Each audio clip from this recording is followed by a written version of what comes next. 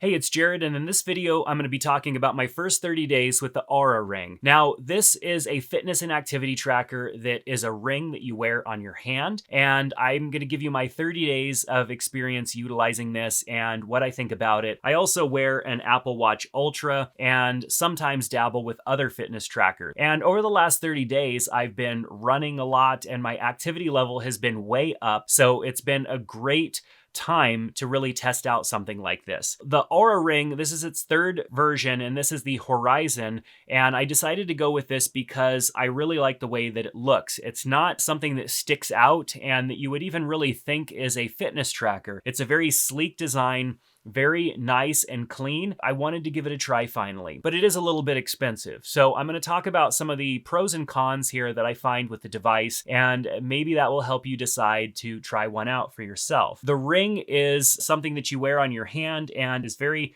easy to come off if you get the right size. And it has kind of sensors and stuff like that right down in here, as well as an integrated battery. The battery life on this device is really good. I'm averaging about 4 days of battery life on days where I am more active and this thing is doing a lot more tracking. But I'll talk a little bit more about that as we get through. Now, when I first ordered this device, I ordered it for my index finger as they recommended. It came with a sizing kit, and I tried them on and ordered one that would fit my index finger. I think the reason that they promote it as something that you wear on your index finger is so people don't feel weird about wearing one and they're not being married. Now, I'm married, so wearing a ring right here, it makes sense to me, and I would wear it naturally on that finger. Wearing one on my index finger did not feel natural, and I felt like I was hitting it on everything. Now, I am used to wearing a wedding ring that is tungsten carbide, and I could beat that thing up against anything, and it just takes a beating. It's definitely tarnished and not as nice as it was when I first got it, but I'm not worried about it hurting anything. If anything, I'm worried about it getting caught on something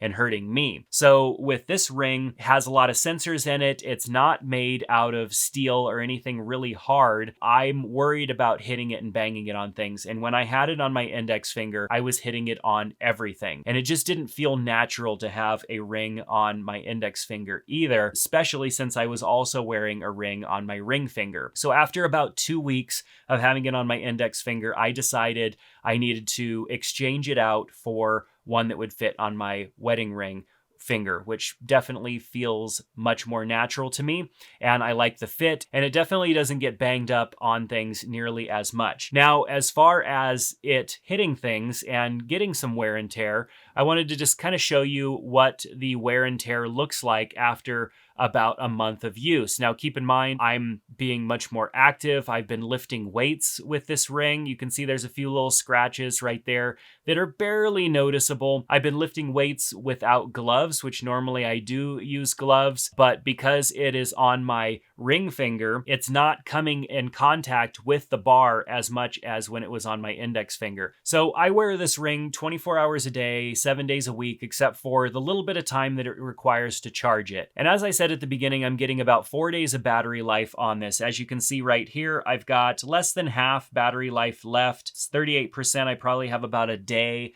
and a half of battery life left. So I will probably charge it this evening before I go to bed so that I can get it more topped off. Another thing that I was doing at the beginning was just putting it on the charger for a few minutes while I took a shower every day and a little bit before bed, and it pretty much kept it above 85% all the time. As far as an activity tracker goes, you get access to their application, and yesterday has most of my data. Today is still formulating because it's early in the day. And so it shows me my readiness. I like my readiness display because then I have an idea of how good my sleep was in one score. I can go and look at my sleep, which we'll do in a second, and I can see how optimal my sleep was. But the readiness allows me to really understand maybe my sleep wasn't good, maybe the amount of activity that I had previously was more than what I had made up for in sleep. And so my readiness score is a good overall look at how I'm set for the day based on the activities that I had in the past and how much sleep I got, which I like. I can see my sleep score, which thankfully the night before last was optimal at a 91. Last night's sleep was for sure not that. We'll look at that in a second.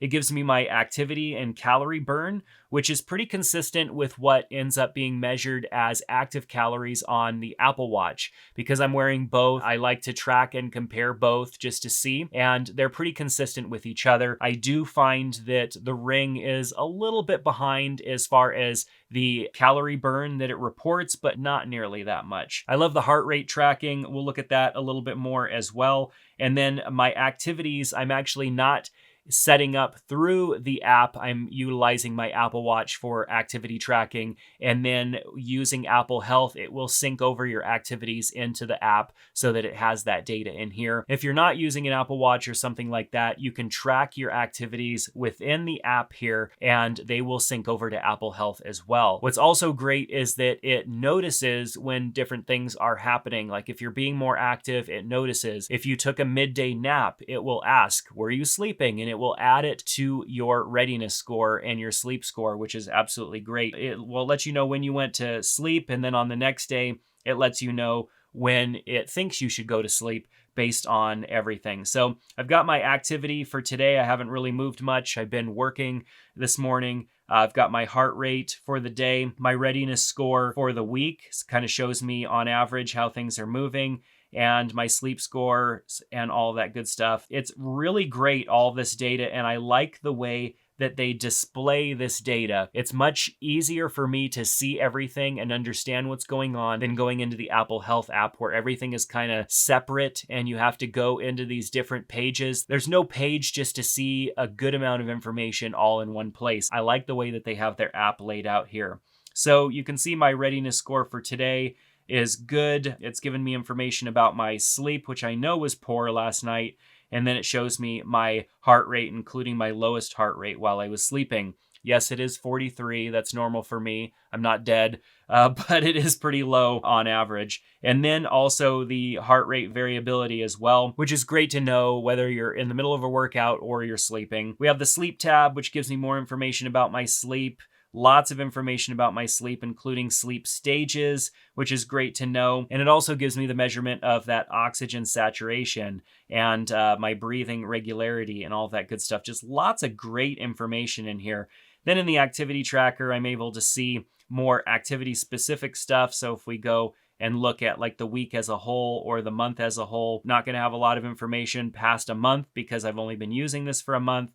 But lots of good information in here, and I can tag activities and all of that stuff as well just to add additional information. And then they have an explore section, which has lots of interesting stuff like guided meditation, reflection type stuff, which is cool. But overall, as far as an activity tracker, like this is the least evasive activity tracker that you could really get. A watch like an Apple Watch or a wrist mounted activity tracker is something that you have to wear on a band. It's something you have to think about, because maybe you're wanting it to match what you're wearing or not, or the fashionability of it all, whether you want to take a shower while wearing it. I typically don't shower wearing my Apple Watch, but I don't mind showering wearing the Ring because I was showering with my other Ring on. It's a less evasive piece of technology, and it fits more in giving you the ability to track your activities, track all of that stuff that's important while not having to wear some sort of a device that may stick out, and you may not want that. That's what the Ring has become to me, is something that gives me the data that I want without having to wear a specific device. Now, I do utilize the Apple Watch, and I like the additional features of the Apple Watch because I can leave my phone behind and still get calls and text messages and notifications and stuff like that on the watch. The Ring is not going to be able to do that. But if you're solely wanting an activity tracker, you don't want a smartwatch, and you want something that is minimally invasive, the Ring is fantastic. And like I said, I went with the Horizon because I wanted the color options that the Horizon came with, and I like the features that it comes with as well. So overall, I say this device is a win.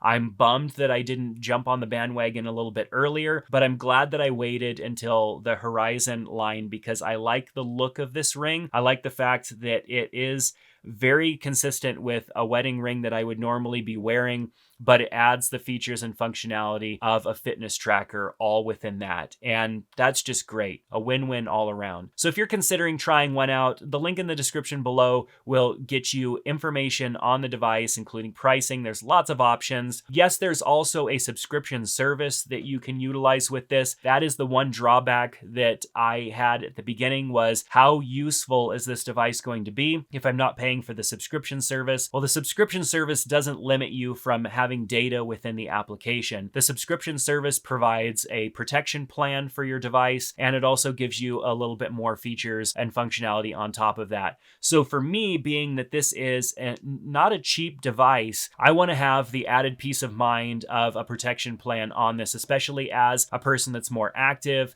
If I smack this thing or crack it or break it, I don't want to have to go and put out all of that money over again. And at the small monthly price, I think it's worth the protection plan. So if you have any questions or thoughts, share them down in the comment section below. I'd love to answer or take part in that conversation with you. If you want to check out some of our free courses, learn photography, learn web design, small business, any of that stuff, I've got a link down in the description below for you to check out those courses. Many of them are free, and I'd love to see you over at the Daily Learn website. But that's going to do it for this video. Give it a thumbs up and subscribe to the channel, and I hope to see you back in another one soon. Take care.